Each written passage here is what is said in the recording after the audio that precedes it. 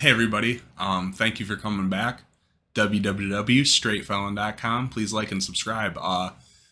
Today we're going to talk about, basically, I was put out there. I've been really wanting to get high lately. It takes a lot off of it when you say that. It sucks because everybody freaks out. Like I can only imagine the comment section. There's like certain people in my life, like my family, where like their reaction makes it so I really can't tell. My girlfriend just the other day, she was the first person I think I came clean to, like, and said I truly want to get high, and I think it kind of freaks her out because I've been saying like all day today, like, man, I want to get cop some dope. You know what I mean? Just because I say it, just I don't know. When you confess it, it takes it off your chest a little bit. But anyways, there's a reason for that. I don't know. I think most of my audience might be a little bit familiar with what MAT is. MAT is medication assisted treatment. Methadone is a classic example. Suboxone is another. So I was on Suboxone for what was it, like a little over a year, a little over a year, with and had pretty good success with it. But I had that one relapse because the thing with Suboxone is you can just stop taking it.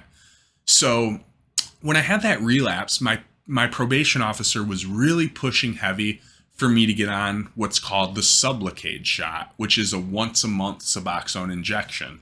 So then you don't have the option of not taking it that day. So anyways, my grandfather was really pushing for it too, and eventually we got into the clinic and got the process started. I was a little bit I didn't really care, but I didn't really want to change things up. Once I got on it, I was very happy with it. I liked that I didn't have to take the strips every day. I'm glad I got on it. And it keeps me stable.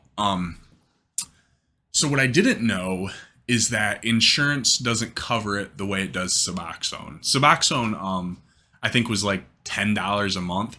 This shot is like $600 a month. Even I have Blue Cross Blue Shield and Medicaid, and that bitch is still $600 a month.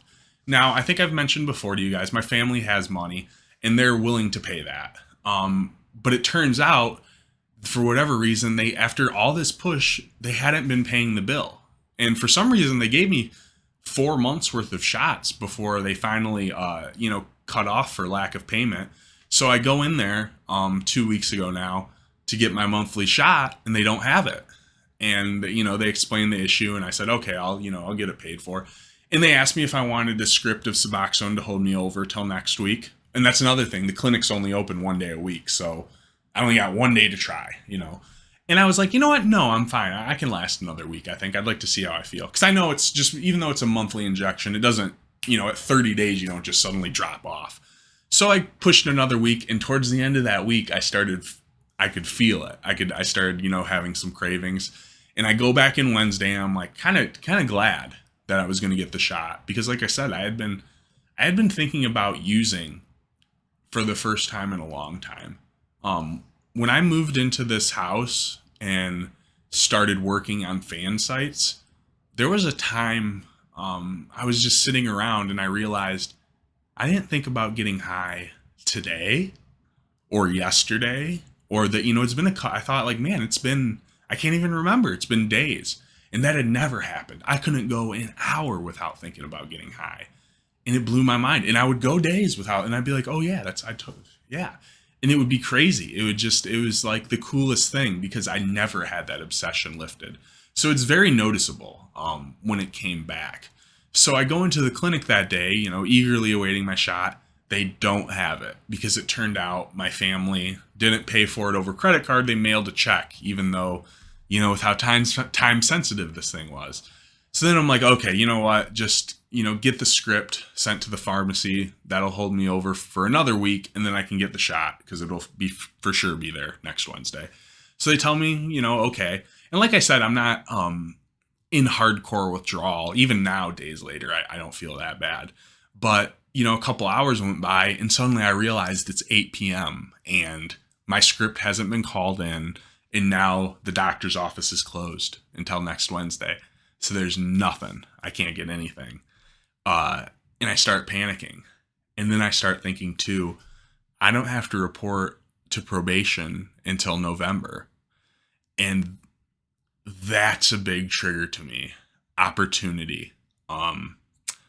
It's not so much tragedy or frustration. Don't get me wrong. Like, problems with girls can drive me to use, but I'm an opportunistic MFer, dude. I really am. When I have the car, the money, the connect, and I can get away with it, that's when my mind starts going crazy, especially when I can get away with it. Because I've spent so many years just like heavily tested that when I have that on the schedule, like, oh, I don't have to go in for 2 or 3 weeks.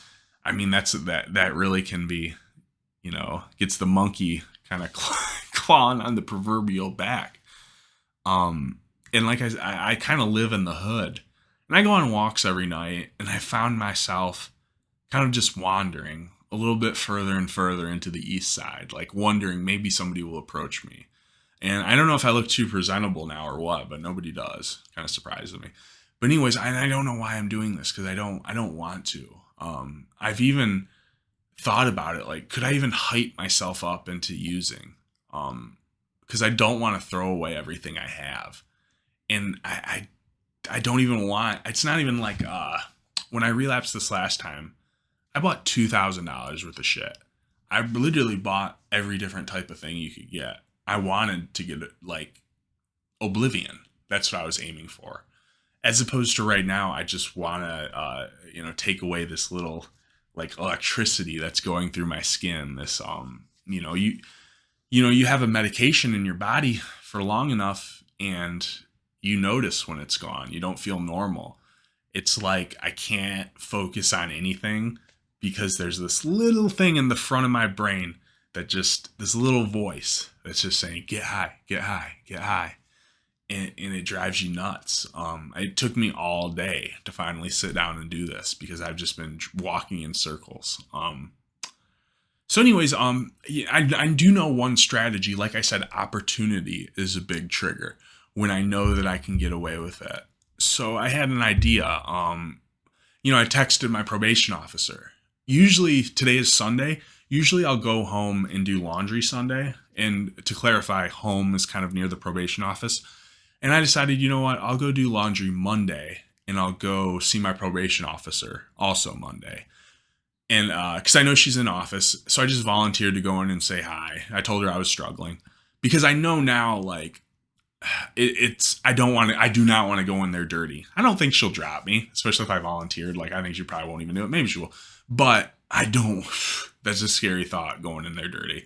It's a lot. Like I said, it's a lot more triggering when I know I don't have to see her. So I kind of told on myself there. So I'll go see her tomorrow, and especially when I'm looking her face to face and it's fresh in my mind, I think it'll be a good reminder of how screwed I will be if I use, and how quickly all this could go away. I have this little thought in my mind that if I go to jail or something, like, this apartment and everything, like, the landlord and the city will just all convene and, oh, no, John went to jail. No, that's not what will happen. People will break in and steal all my shit. Like, if I just went to jail, I have no one to fall back on. I would lose everything. And I also think too, when I lived with family, I would get caught every time I would use. But ostensibly, I could, get my shit, go to my room, and use in peace. It never actually happened like that. I'd always, do one and be like, doo, doo, doo, doo, go downstairs, like, how you doing, Grandma? And get caught like an idiot. But, right here, you guys never see it because she's not in my YouTube videos. But this is a small apartment, and I live with my girlfriend. We're attached at the hip, basically.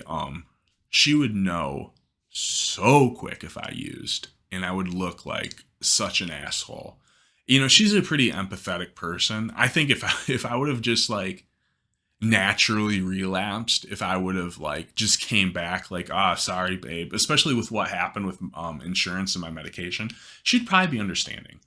But now that I've, kind of confessed that I've been struggling, and we sat down and talked about it and developed a plan and all this stuff, it would be a real slap in the face to just throw that all away.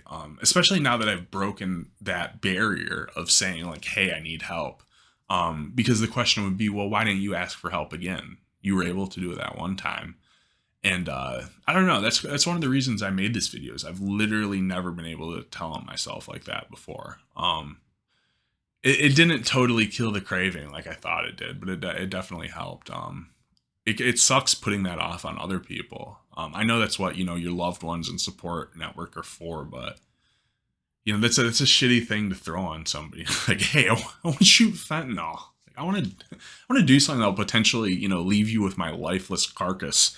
You know what I mean? That's a heavy thing to put on people. But sometimes you got to say it. So anyways, I feel a lot better now that I, spoke about this on video. Probably going to try to upload it tonight.